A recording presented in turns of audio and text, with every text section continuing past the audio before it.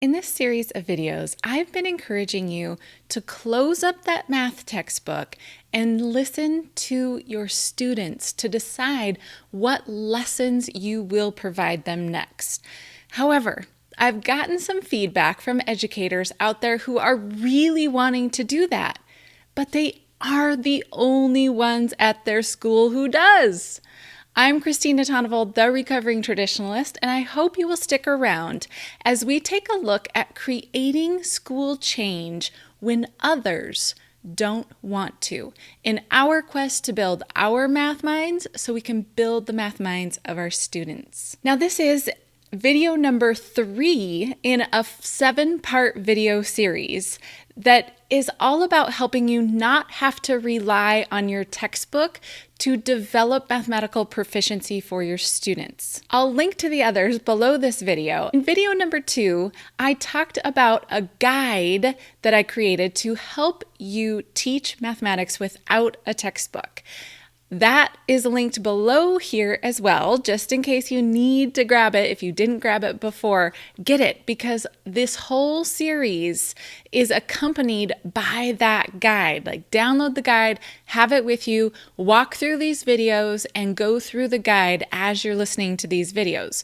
We right now are week 3. We've still got lots to come, but that guide will help you as we go through all of this whole series. Well, if you can't tell, in this series, I'm really trying to push people pretty far out of their comfort zone when teaching mathematics. Many of you are up for that challenge and you're wanting to make this change, but you're worried because the rest of the staff and people that you work with aren't ready for that.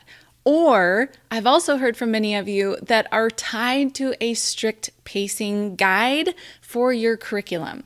So let's start off with the biggest part of this equation.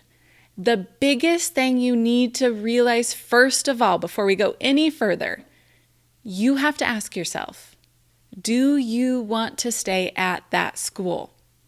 This is only something that you can answer, but it's not something that I can tell you whether or not to do. It is your own personal situation.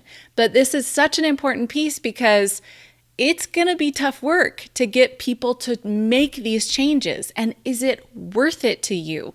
Or would you be better off to go find a school that is more aligned with your philosophy? So you have to reflect internally a bit about that to decide, is this where I'm at right now, where I want to continue to be, and do I want to start making that change within this school? Now, there are definitely ways in this video that I could give you about how to sneakily change your instruction without anybody knowing it. We are famous in education for nodding our heads in meetings and then going in our classroom, closing the door, and doing what we want. But I think it's time that we stop doing that. And number one, it's not helpful because we feel like we're out on our own island, but it's also because we aren't showcasing the things that we are doing that are making such an impact. When we close our door, others aren't seeing those changes and realizing what's happening in your classroom and why your students are having such great change. We need to be open, honest, and sharing what is happening. If you don't feel like you can do that at the school you are at, then if you decide to leave, I really want to encourage you to have a conversation with the administration about why you're leaving. It is time that people know that if we aren't taking our students' thinking as the first priority, then it's a big issue. We can't just rely upon a textbook to teach our children. And if that's your philosophy of you want to do something different, you need to let your school district know why you're leaving. Why are they losing all of these great teachers, right? They need to know that information. Now, if you decide to stay and you want to make change at your school district, let's start off with my first suggestion, which is help people learn more. There are so many of us who don't even realize what we're doing is wrong. I think back to the way that I taught. I was doing the best I could at the time with the knowledge I had. I thought I was being a great teacher. I look back now and think, oh my goodness. But I didn't do any better until I learned differently. So I want to encourage you to help others at your district learn better so that they can do better. So how do we do that? One of my favorite ways is through book studies. Now, there are lots of books out there that you can grab to do a book study about, but I want to encourage you to ask your staff, your colleagues, what is one of the biggest problems you're seeing with our students and their mathematical thinking, their mathematical proficiency, and start with that. Find a book that will address that. If we do these things top down, nobody has the ownership. So it needs to be more grassroots. What are the teachers concerned with? And then we find books to help build their understanding of a better way to approach that with our students. Lots of school districts have professional learning communities, but if you don't have one, there are lots of places online that you can do that. Twitter has been one of my favorite spots to be able to learn from other people. If you don't do Twitter, there's also Facebook. I run the Build Math Minds Facebook group. We have, I think, we're over 40,000. I don't remember now. It's been a while. It keeps growing very fast, but we have thousands, tens of thousands of educators in there. And it's a great place to be asking questions and learning from each other. We're all about building our students' thinking, not just creating calculators in that group. So it's a great place as well. Remember, I'll link to all of that stuff below in this video.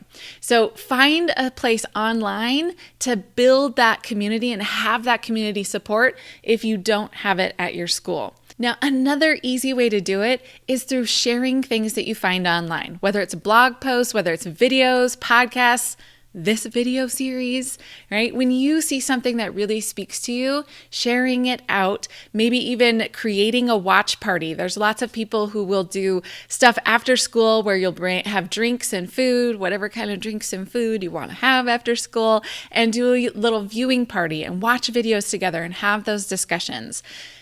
Whatever works for your situation, I want you to find some way to start building the knowledge and understanding of the teachers that you work with so that they can make a change, because often it's just due to not knowing better, right? I know that's where I started. I didn't know any better. And then once I did know better, I tried to do better with my instruction. Now, the last piece that helped me to be able to impact change is learning how to become a leader. This is so out of my comfort zone. I think back to where I started, that I was not a leader. I was always the follower. I was always the kid who didn't talk. I'm very much an introvert. I had to learn how to become a leader, how to share my ideas and thoughts in a way that comes across as being helpful and not condescending sometimes, right? It's a fine line that we have to walk when we're trying to help others create a change in their teaching. We don't want to insult them, but we also don't want to stand by when we see that things could be done better. So the only way to really do that I have found is learning about leadership. How can you get others to do something that they may not want to do? So in order to do that, I started listening to lots of podcasts about leadership and business. I know it seems weird for business, but if you are a business owner, you have to be a good leader. And so that was one of the pieces that helped me a ton, was listening to business type podcasts, reading business type books, leadership type books. Inside the guide that I mentioned earlier about how to teach math without a textbook, I linked to some of my favorites inside of that guide, because you've got to start with helping yourself become a better leader so that others will want to follow what you are doing, what you're recommending. Those podcasts and books were some of the most helpful in me learning to not just be a teacher, but to be more of a leader. Right? And that's one of the things that we really want to get to, is once we have built our understanding, right? One of the next pieces is don't keep it to yourself. You have to be out there advocating for this change and leading the way at your school. So whether that's at the school you're at right now, or you decide maybe you want to go to a different school that has more of the same philosophy, being able to share your ideas and impact change is one of the best things ever, because you're not just making a change in your classroom, you're making a change in all those other classrooms at your school. It's time we stop just shutting the door and doing what we want in our own classroom, and we start advocating and sharing about the things that we are doing that's making a difference. All right, I hope that this video has helped you build your mind, not necessarily your math mind, but your mind about how to impact change in your school so that we can start building the minds of all the other students, not just your students. How are we going to impact the change so that all the students at your school get to have that same opportunity that students in your classroom get? All right, have a great day.